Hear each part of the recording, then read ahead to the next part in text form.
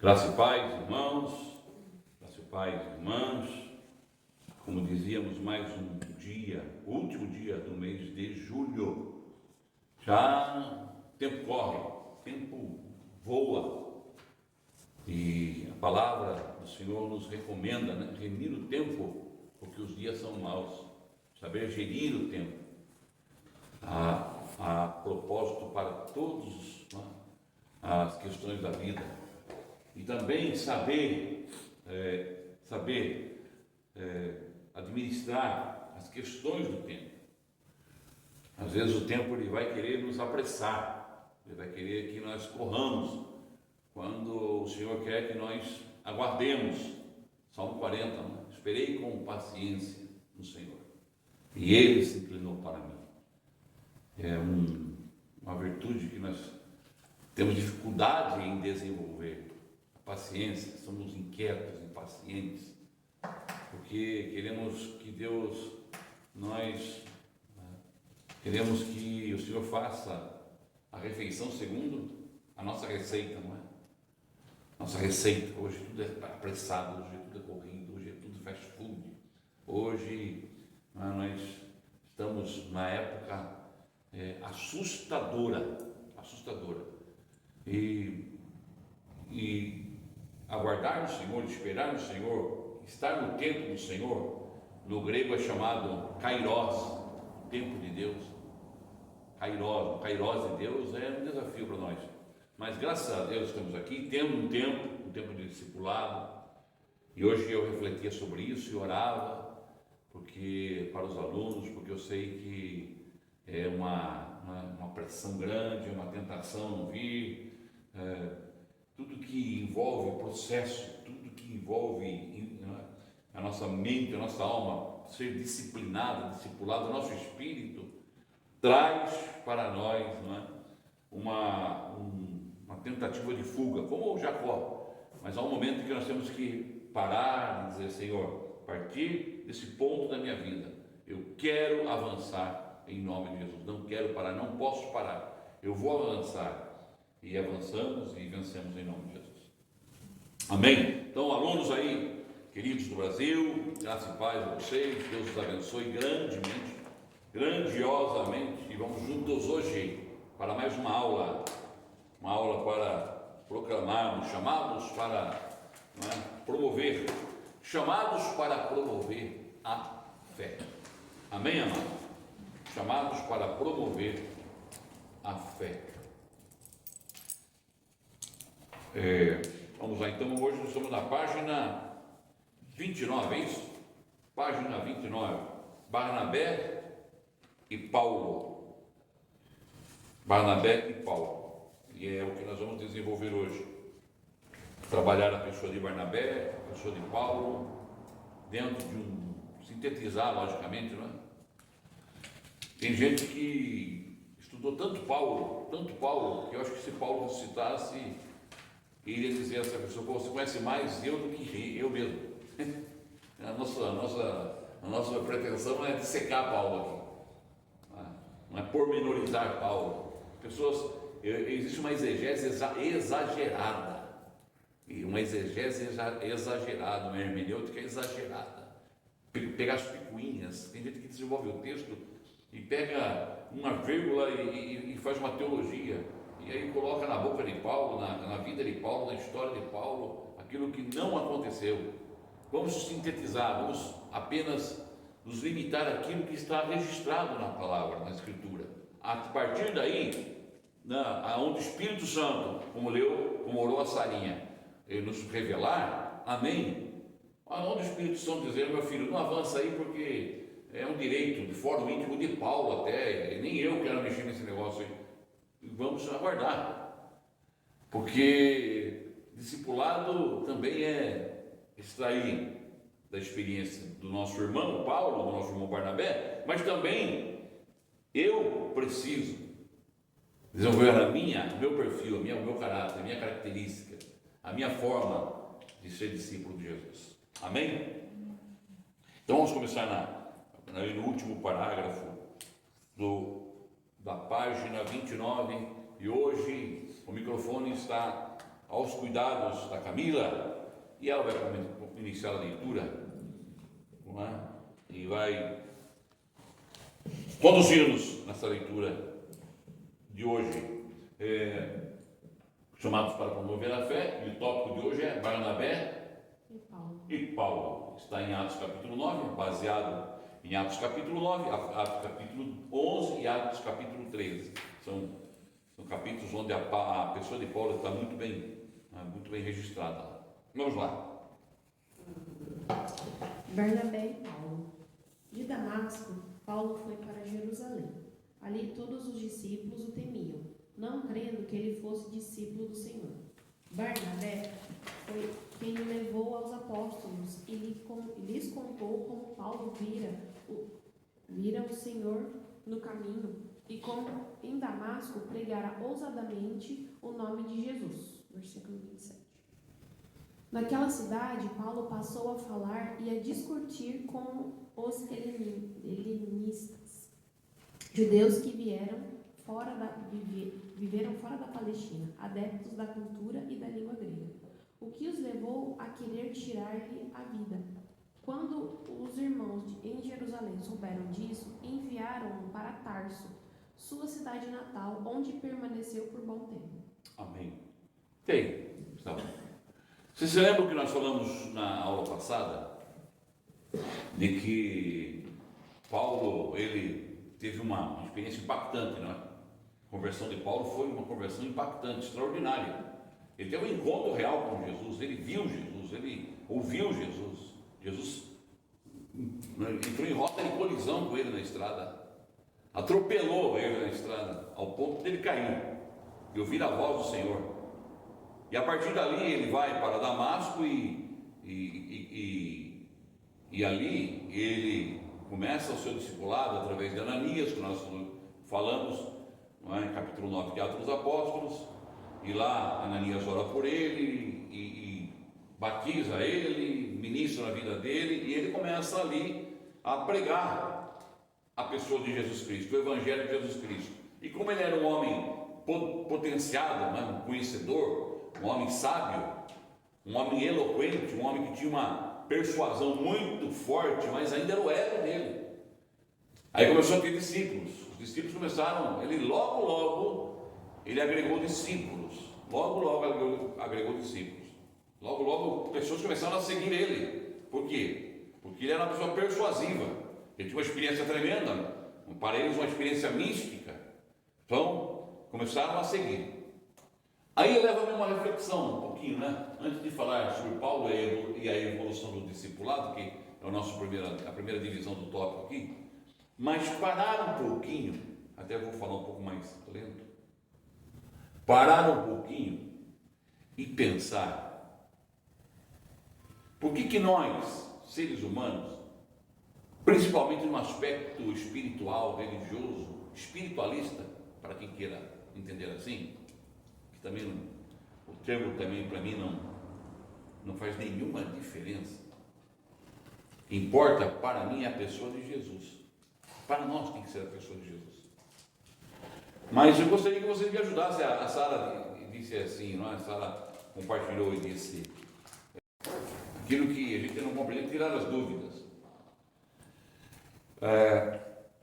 Mais uma pergunta que vem ao coração, porque eu também já passei por isso.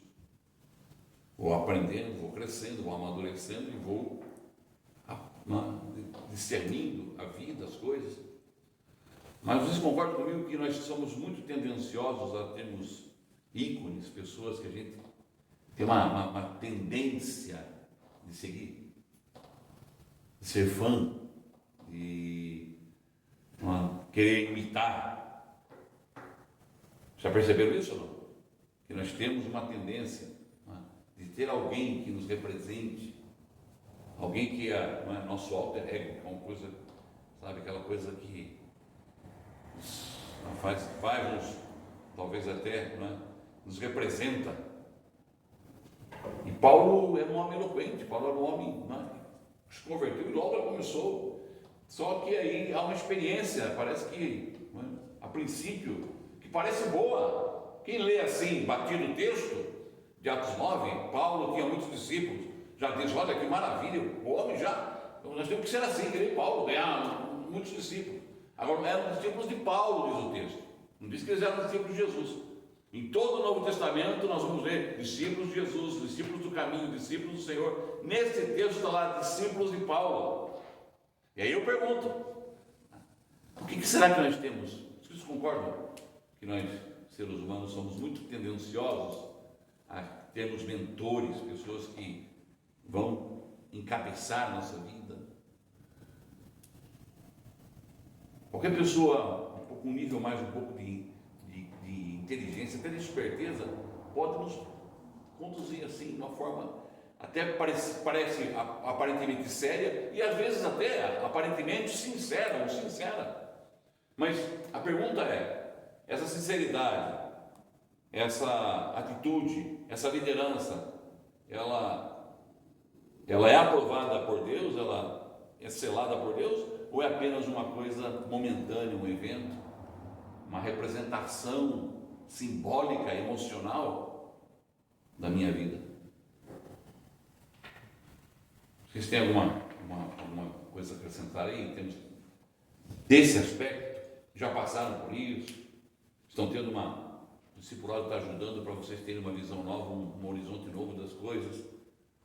Para mim, tem ensinado muito, né? Que nós temos que ter um novo horizonte das coisas, uma nova visão.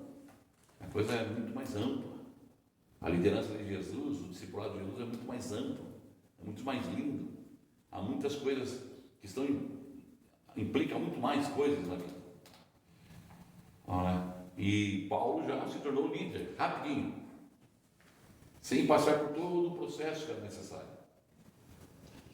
Alguém quer compartilhar alguma coisa nesse sentido? Que vocês veem na sociedade, na escola, hoje, com as plataformas digitais, hoje temos, não é, os formadores de opinião, gente que a gente não vê, está lá do outro lado da tela, monta um estúdio, tem uma boa palavra, uma boa eloquência, tem um bom argumento, e de repente você começa a ouvir aquilo e aquilo começa a ser a sua realidade. De repente você percebe que não está mais raciocinando por si mesmo, mas está pegando a realidade de outro e começa a ser a sua realidade. Quando de repente não é isso que essencialmente Deus quer ou você necessariamente é. Muito importante isso. Ser bem resolvido na vida. A gente não pode. Jesus era muito bem resolvido. Você percebe como Jesus era um cara fantástico, né? Ninguém levava Jesus no bico. Jesus não era levado nem pela multidão, nem por aqueles discípulos que viviam querendo, ilustrar ele, engessar ele, invernizar ele. Ele fugia, pode ler nos textos. Por que acontecia isso? Porque Jesus era uma pessoa bem resolvida, não era doente, não precisava de mentores. Ele tinha uma personalidade e um caráter e um perfil próprio. Ser discípulo e ter comunidade tem que ser assim, amados. Temos que ser formadores de opinião. O Senhor nos chama para termos uma mente muito bem formada. A igreja, não podemos entender as coisas de Deus como uma franquia, onde todo mundo fala a mesma linguagem, onde é um repeté, e você não percebe que tem muito em nosso meio, frases de efeito, clichês. A gente tem muito isso. Olha o que isso traz de essencialmente fundamento para a minha formação. Eu sou formação do todo, eu sou formação do volume todo, do pacote, da multidão, ou eu me destaco? Eu sei me portar no meio da multidão, estou no meio da multidão, mas eu mantenho a minha essência. Você pode participar aí, à vontade também, para compartilhar. Eu já passei por isso. Lá quando novo convertido, eu tinha ídolos, né? Podia ouvir lá um cantor, um pastor que eu queria ouvir, eu queria estar atrás do homem. Às vezes eu deixava culto na minha igreja, o meu pastor lá lutando, lá no campo, lá na batalha, e às vezes fazia até comparação, se o meu pastor fosse assim. Ai, se ele tivesse esse perfil. Ai, se a minha igreja fosse assim. Coisinhas parecem, são coisinhas de início de fé. Ainda são coisas no início da fé que são passíveis de compreensão, não é? Aceitáveis.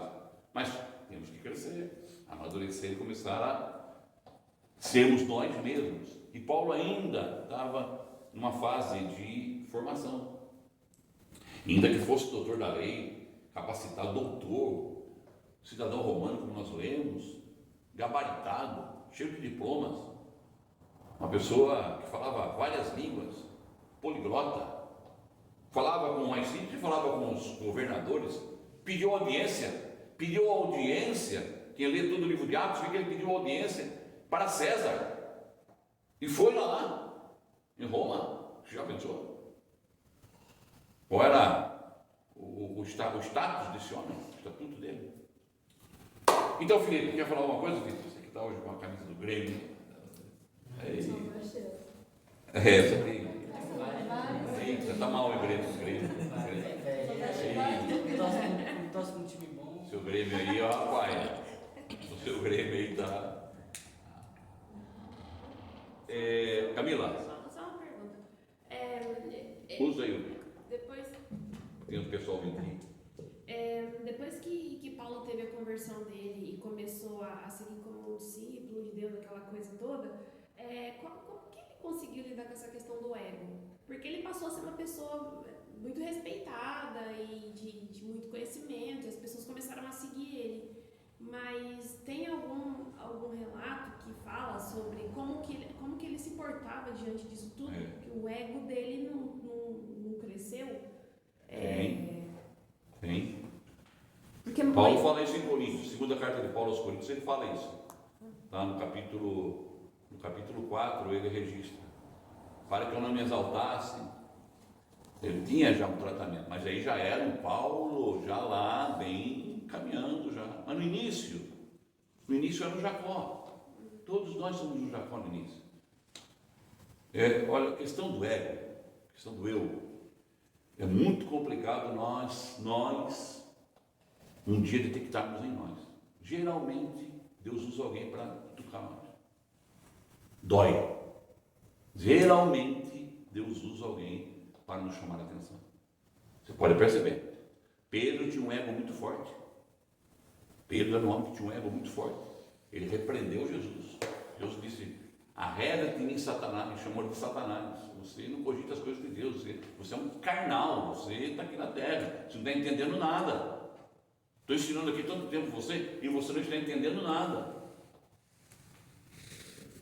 Amados, o ego é muito forte.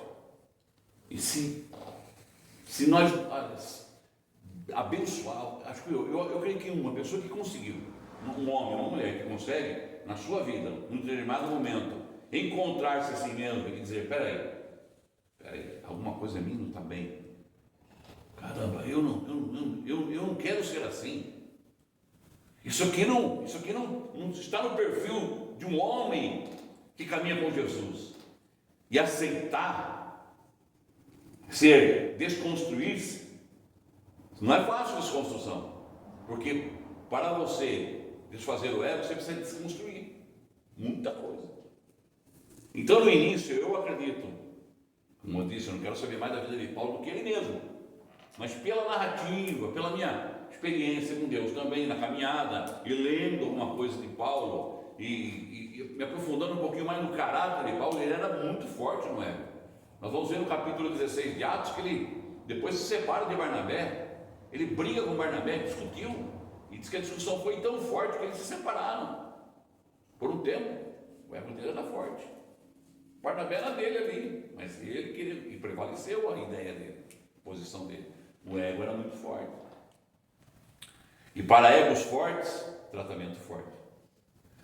Feliz é o homem que reconhece e a trata no caminho e diz: Senhor, olha, eu sou o cara mesmo que precisa ser tratado, trata aí e me ajuda. Feliz é um Jacó que reconheceu: eu vou lá no alto de Jabó, eu vou tratar esse negócio aí. E desceu para o alto de Jabó, que lutou com o anjo e se tornou um novo homem, aleluia. quem vê Jacó e depois vê Israel, quanta diferença. Leia a história, que coisa maravilhosa. Um homem dócil, um homem cheio de sensibilidade espiritual, um patriarca, um homem que depois viu o peso da responsabilidade de caminhar com Deus, mas foi tratado, permitiu-se ser tratado. Então aí nós vamos ver Paulo sendo tratado. E bom, então Camila, vamos lá então já para a primeira divisão do tópico aí. Paulo e a evolução do discipulado. Está vendo? Paulo e a evolução do discipulado. Não basta ser só discípulo, tem que evoluir como discípulo. Na igreja, na primitiva, você vai ver muitos sendo chamados discípulos. Começa lá no início em Atos dos Apóstolos, mas você vai terminar Atos dos Apóstolos e vai ver já um Pedro totalmente evoluído, um Paulo mais evoluído, um Tiago, os discípulos que iniciaram com Jesus muito mais evoluídos. E o que a gente vê hoje em dia, muita meninice, muita criancice, aliás, um movimento evangélico que coloca a gente muito, a Bíblia diz que a gente tem que tomar cuidado o neófito na fé. Neófito é o novo na fé. Aquele que é novo na fé tem que ser cuidado, ser tratado.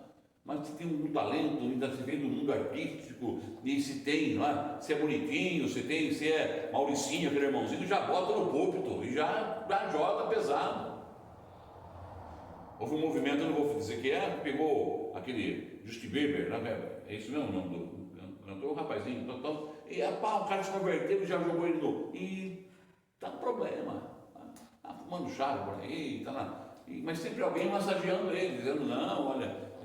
Por quê? Porque ele chama, usa, veja bem, usa esse tipo de isca para alcançar pessoas para Jesus. Que evangelho é esse? Que evangelho é esse? Evangelho para drogar o discípulo que vem? É um cara drogado, não um cara convertido. Mas eu acho que ele era drogado e ele se converteu, não foi isso? Eu acho que durante o período da conversão dele, ele deu umas capengadas. Não, a questão não é a conversão, não é a questão dele, não é a questão da droga, dele ter lá o momento dele, aquele pulmão. A questão não é nem disso, não estou falando da conversão dele, estou dizendo que ele está na dele, estou dizendo daqueles que o usam. Porque o povo, eu digo, nós somos muito bobocas. Entende qualquer um, estou dizendo para você que a gente engole qualquer coisa. Eu pago, peraí. Não.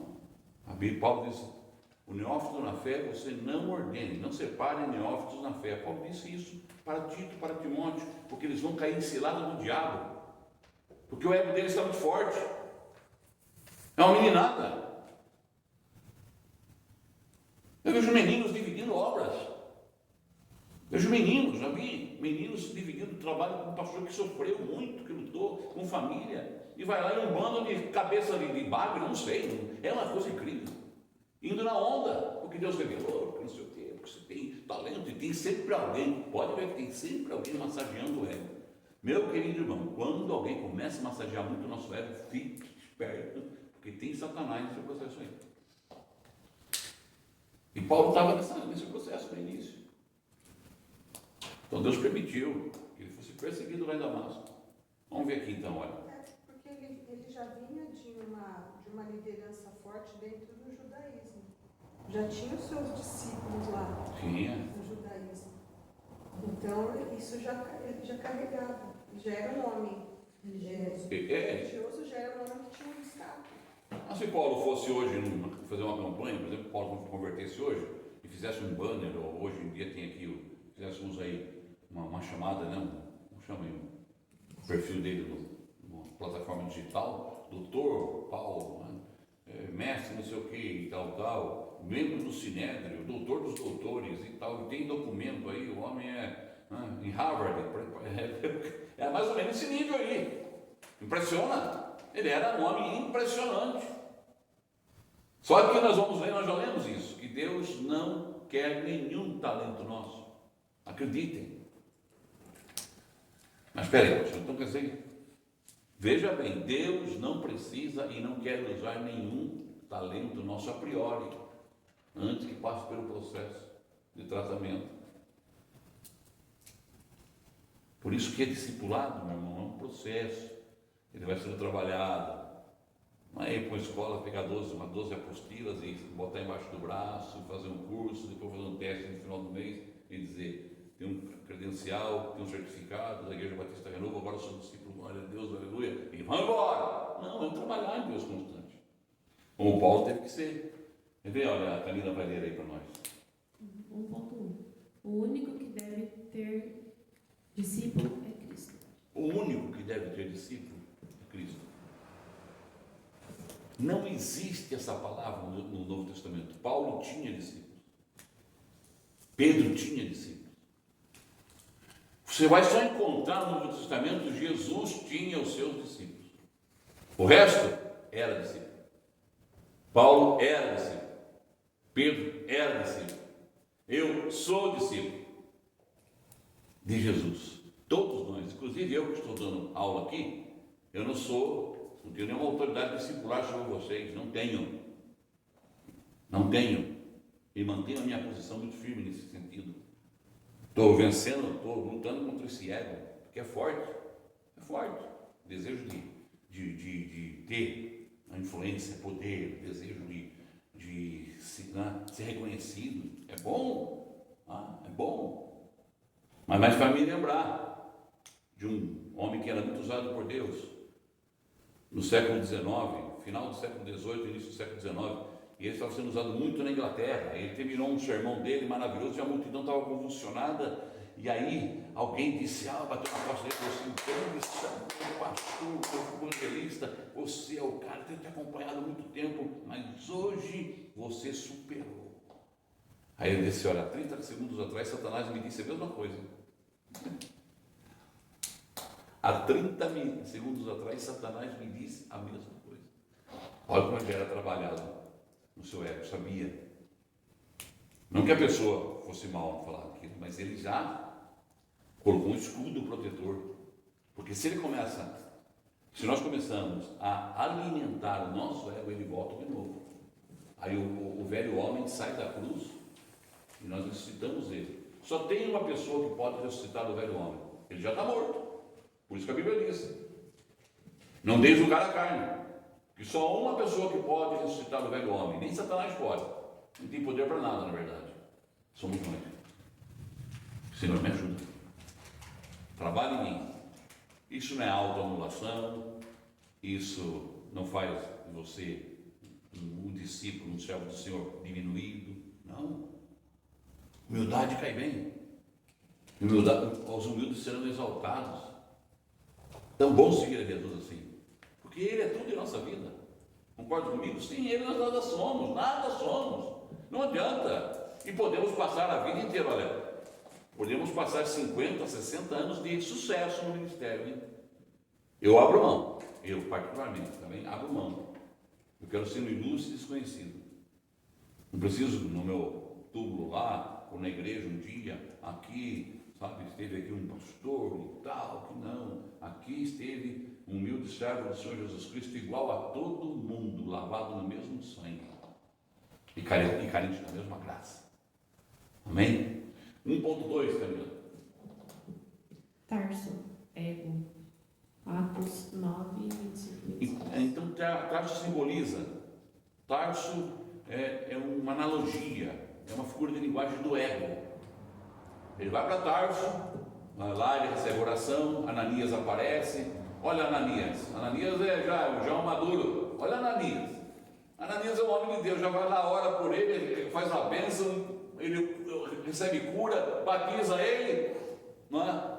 Mas não faz uma campanha já, vamos botar aqui um púlpito aqui, fazer um showzão aí com o Saulo. Epa, Ananias, se Saulo se convertesse nos nossos dias e pegasse um desses pastores espertão aí, já estava fazendo palco no outro dia.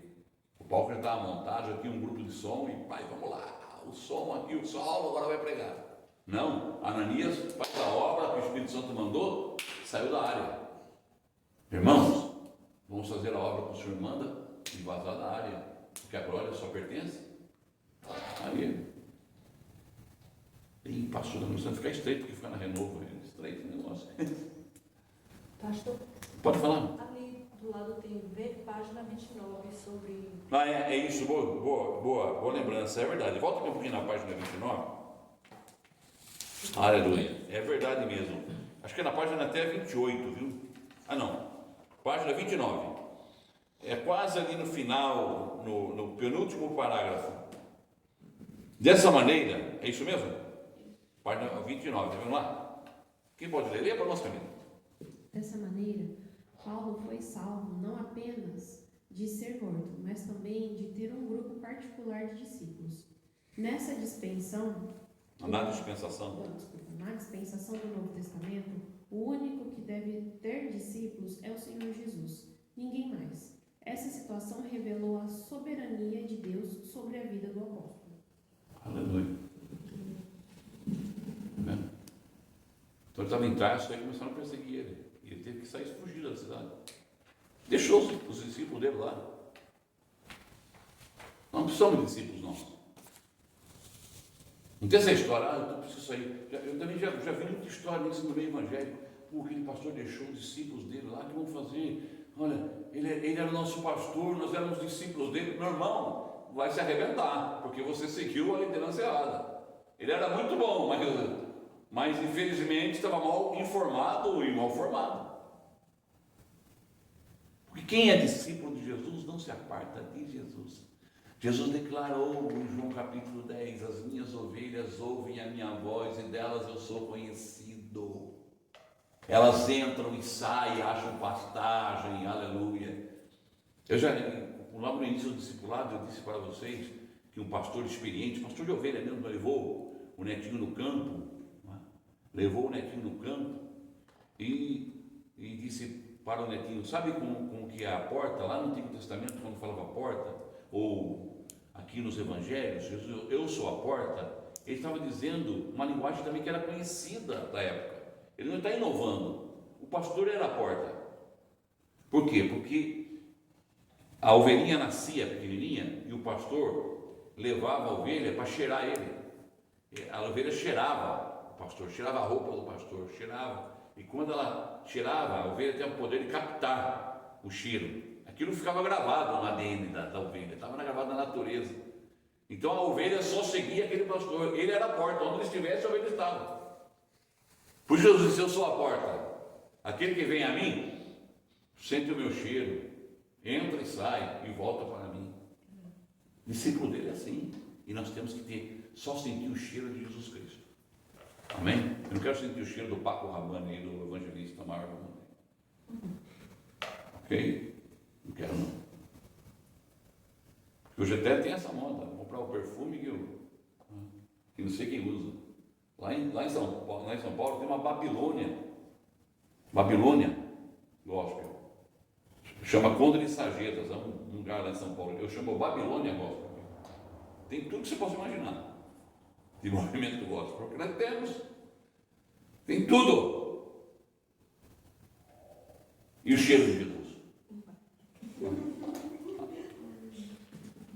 Uma coisa que a gente tem vivido atualmente na sociedade é exaltação da humildade.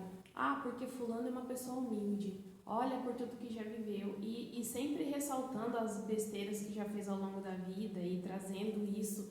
Nossa, olha como eu sou superior, e como isso vai massageando o ego, né? Vai. E eu lembro da igreja que eu frequentava no Brasil, o pastor falava que o que a gente passou tem que ficar lá atrás. Não tem esse negócio de você ficar exaltando o seu pecado. O que você pecou já foi perdoado, você já se arrependeu, então segue em frente. Mas ainda tem essa cultura de, nossa, fulano é humilde, isso a gente tem que lutar muito contra isso. Sim.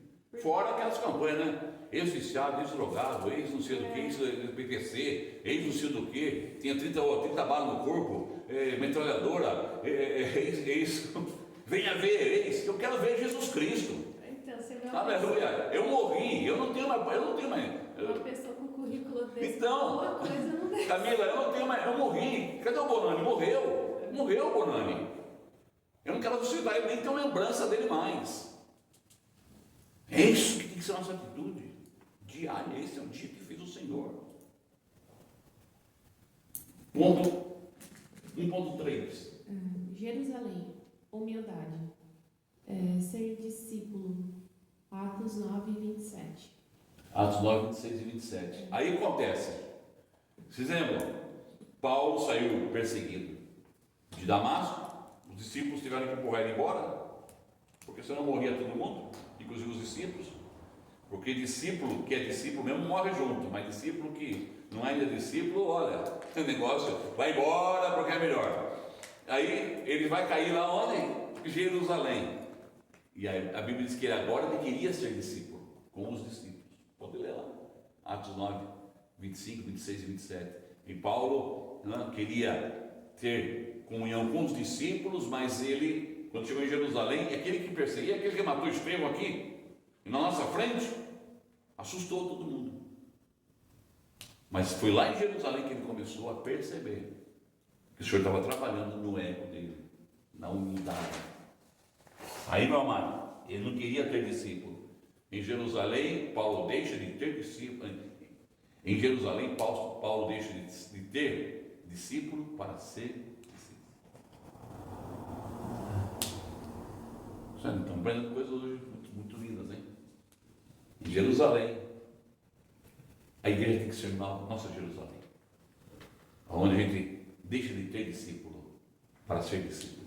A Renovo tem que ser Jerusalém, onde eu deixo de ter discípulo e sou discípulo. Que não tem ninguém igual a nós. Todos somos mesma massa, mesmo corpo. Oi? Não tem ninguém diferente. A mesa é a mesma. A mesa é a mesma. Aqui comemos todos juntos. Eu não tenho que ter glória para ninguém. Não, vamos aqui, vamos honrar o pastor o primeiro. Às vezes a questão de reconhecimento é uma questão de honra por honra, honra de agradecimento, de respeito. Não tem nada de divinizar, nada de engessar, nada de fazer aqui uma estátua, nada disso. Chega de idolatria. Hoje a nossa nação, agora essa semana aqui, vai virar um negócio, né? O nego vai beijar o pé, a boca, a mão, não é? De alguém que vem aí, olha, gastando dinheiro, milhões e milhões e milhões e milhões, para ter, não é? Um ícone, alguém que se acha representante de Deus na terra. Misericórdia, eu denuncio isso, para que o Senhor possa trabalhar no Francisco, no Paulo, no Pedro, no Bento, a outro que vier, mas ninguém substitui meu Senhor Jesus Cristo. Dele não abro mão. Pode vir aqui o Papa, entra aqui. Eu vou respeitar até nem julgar a salvação dele, eu vou tratá-lo como meu irmão em Cristo Jesus.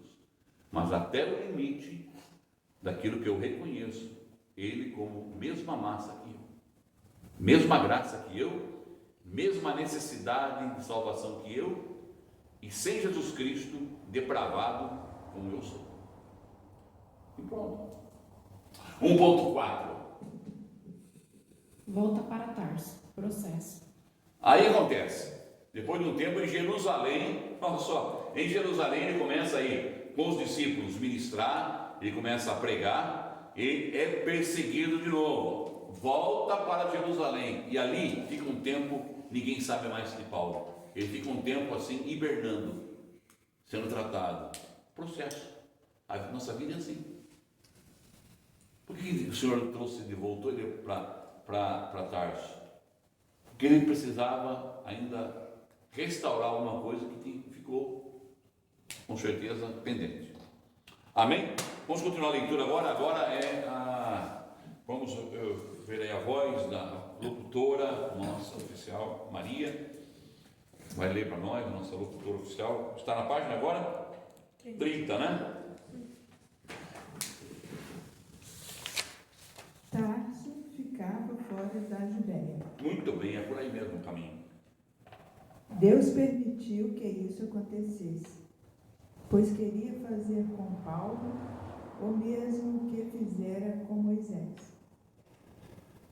Agora preste atenção no que a Maria vai ler agora. Preste bem atenção, acompanha aí. Olha que interessante.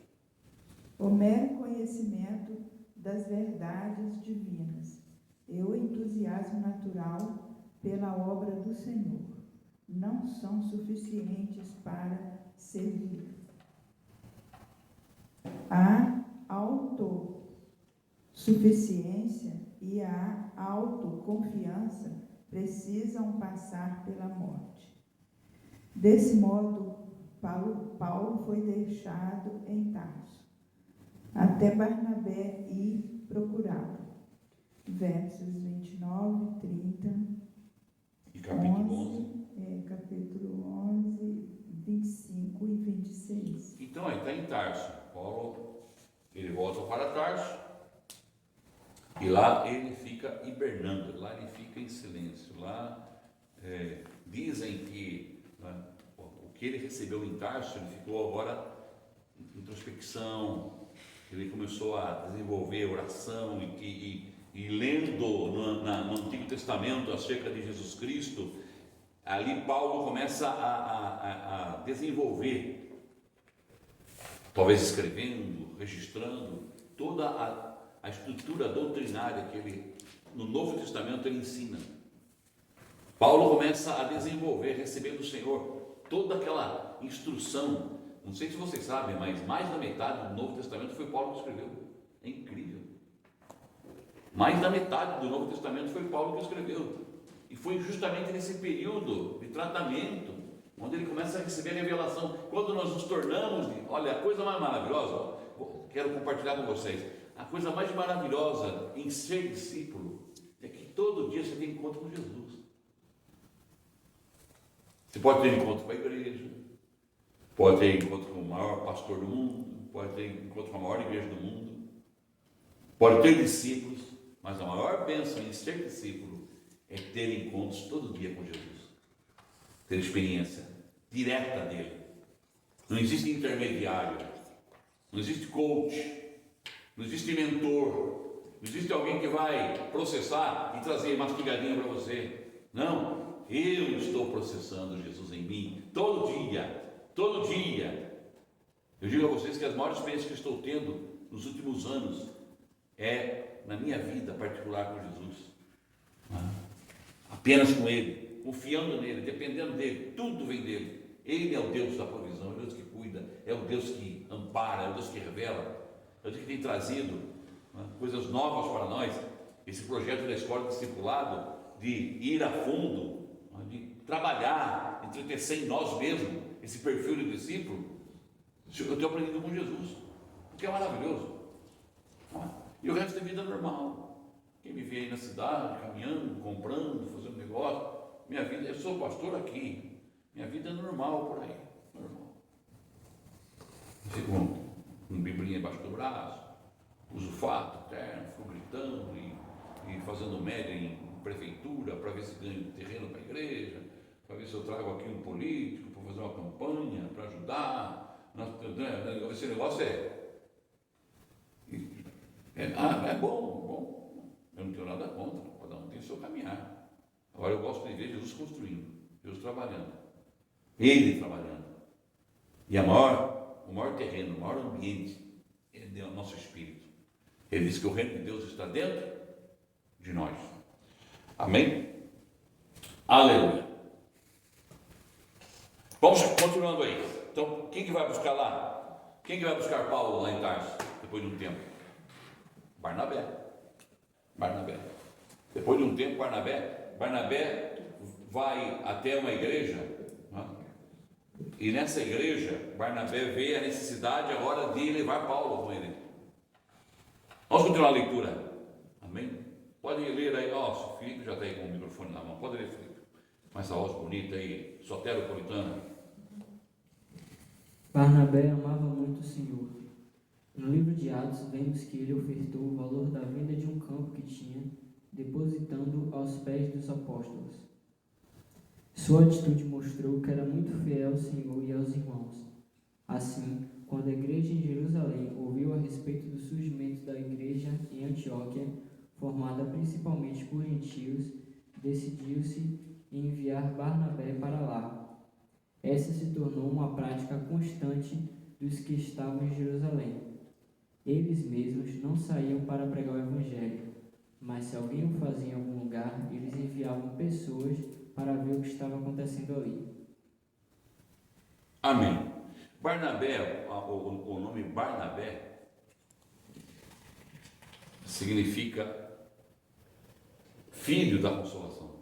Barnabé, filho da consolação, aquele que consola. Esse Barnabé, no início da igreja, já vendeu as propriedades dele e entregou aos apóstolos e se dedicou ao Senhor.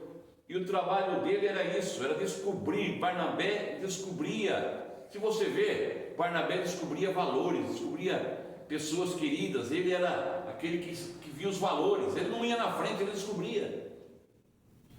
Ele trabalhava, preparava e apresentava. Trabalhava, preparava e ele deixava a evidência para o outro. Olha que coisa linda. Ele ficava nos bastidores, trabalhando a pessoa, para que a pessoa estivesse no palco. Um filho alegre, um homem alegre, um homem... Barnabé, conviver com Barnabé deveria ser maravilhoso, porque ela, são 56 já, meu Deus, ele era o filho da consolação. Está lá em Atos 4, vamos ler, é importante, acho que é Atos 4, 36, Atos capítulo 4, versos 36 e 37.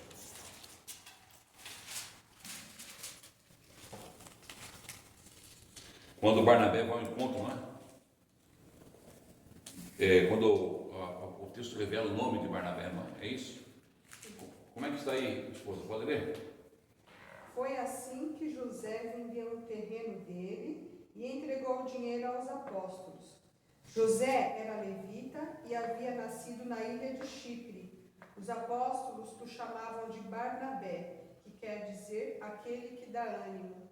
Aquele que dá ânimo, aquele que consola, aquele que dá ânimo.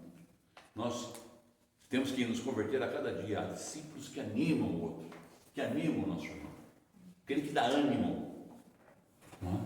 Mas não é aquele que dá ânimo apenas o ânimo no sentido, não é? Tem que sempre estar positivo. Nós temos uma tendência muito grande de, aliás, nós somos muitas vezes muito dodói, principalmente na comunidade acontece muito isso. Aí você está trabalhando com uma pessoa, dando ânimo para aquela pessoa, a uma pessoa querida na comunidade, e até você precisa animá-la, até convida para um dia, estar com você, ou tomar um café, até um almoço, e tem aquele irmãozinho que fica, convidou ele, convidou eu. Já viu que nós temos essa? Por que ele não me convidou? Por que eu não? Nós temos assim. Mas Barnabé não, Barnabé, ele abraçava a todos. Ele era o que consolava a todos. E ele vai abraçar também e apresentar a sua própria vida dele, o nome dele, a reputação dele, porque foi buscar esse Saulo, que era perseguidor, que ainda estava em formação, mas ele entendeu pelo Espírito de Deus que era o momento dele também levar Paulo consigo para Antioquia. Vamos ler aí.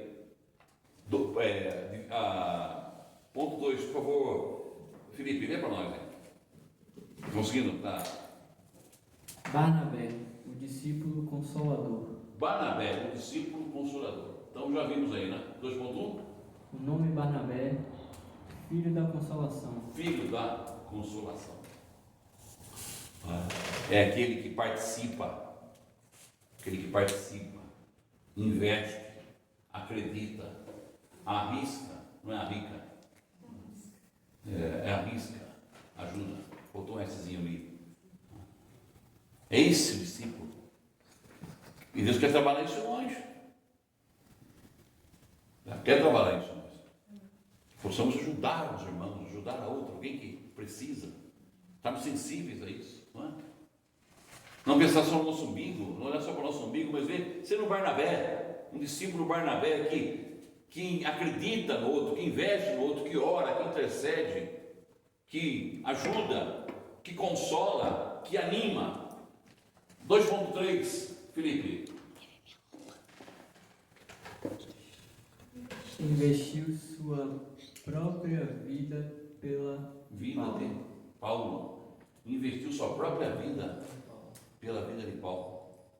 E levou Paulo com ele. Amém? Teremos sempre um Barnabé em nossas vidas. Outra coisa importante que eu aprendo com o discipulado.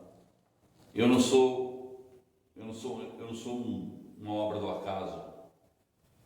eu fui formado, alguém foi um Barnabé na minha vida.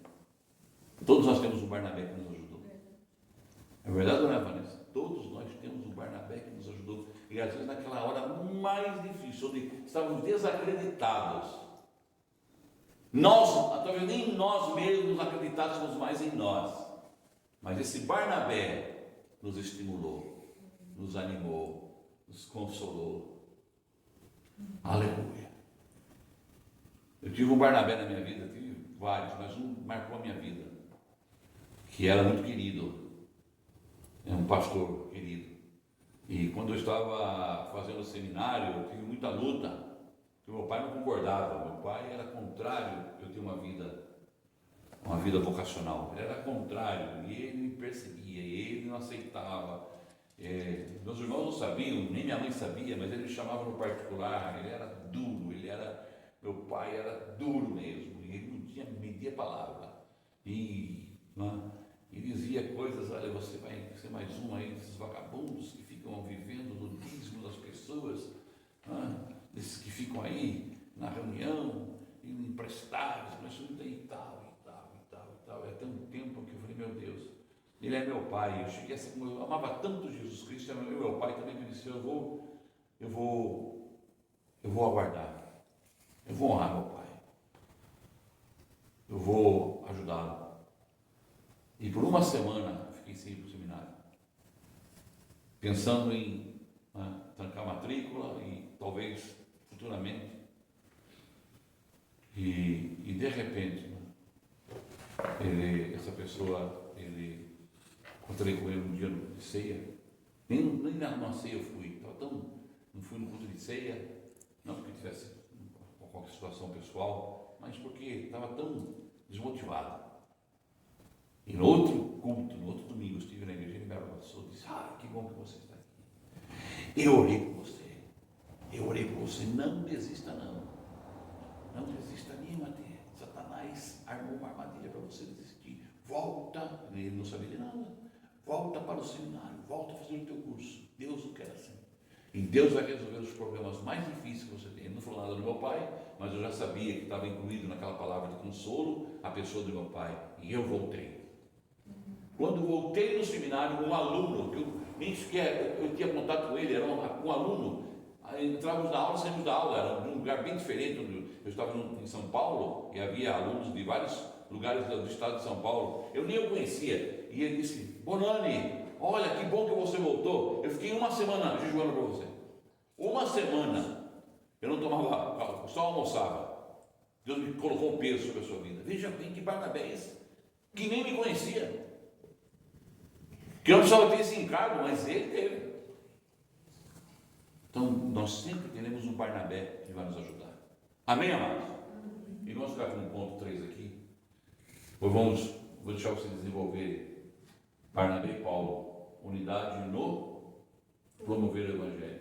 Bom, nós vemos aí. Então Barnabé começa a trabalhar. Vamos rapidinho aqui. Barnabé começa a trabalhar com Paulo na igreja de Antioquia. Vamos então? Já na página 31, a página 31. Vamos lá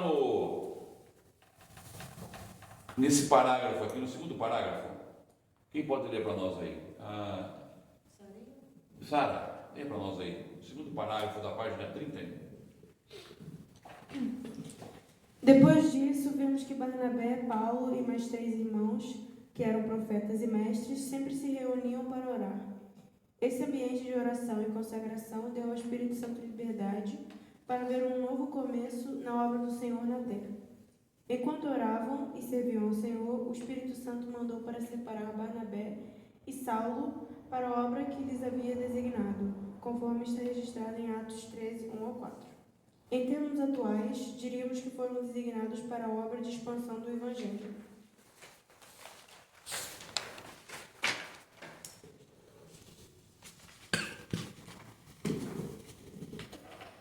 Um instrumento escolhido para levar o meu nome perante os gentios e leis, bem como perante os filhos de Israel. Página 32. Mas eu que estava com dúvida.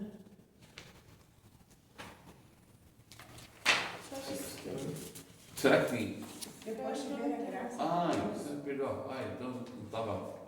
Sabemos que, a partir daí, Barnabé e Paulo, guiados pelo Espírito, saíram para a sua primeira viagem e começaram a pregar o Evangelho em muitos lugares, tais como Íconio e Listra, levando as pessoas a invocar o nome do Senhor e dando início às igrejas nas respectivas cidades por onde passaram.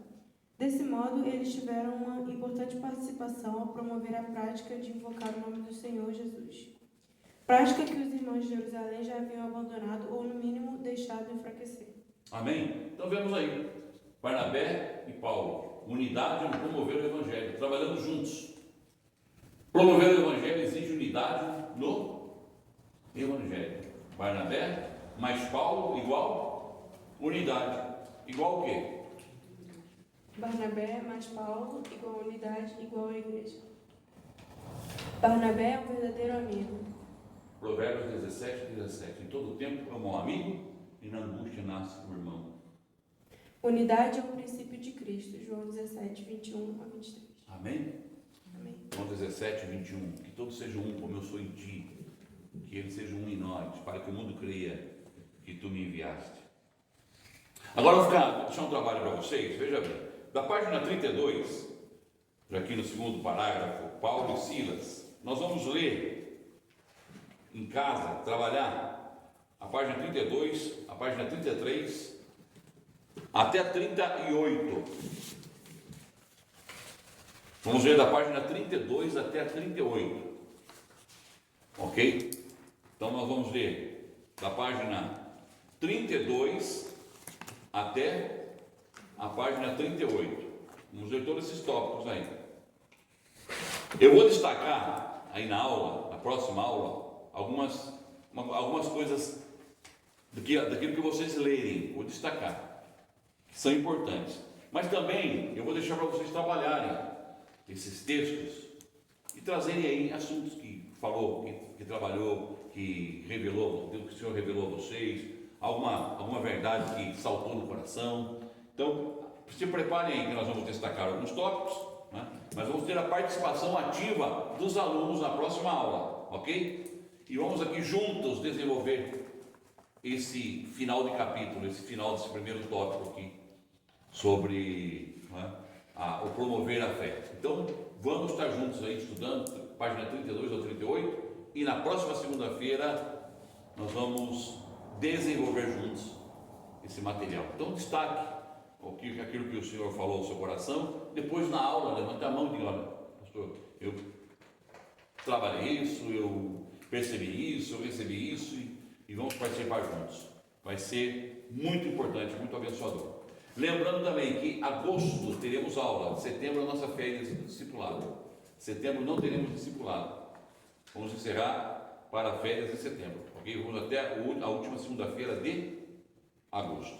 Tá bem, gente boa? Deus os abençoe, meus queridos. Deus abençoe vocês. Vamos crescer em Cristo Jesus e sermos discípulos. Eu quero ser discípulo, não quero ter discípulos. Amém? Diga para você mesmo: eu quero ser discípulo, não quero ter discípulos. Que Deus os abençoe em nome de Jesus. Amém.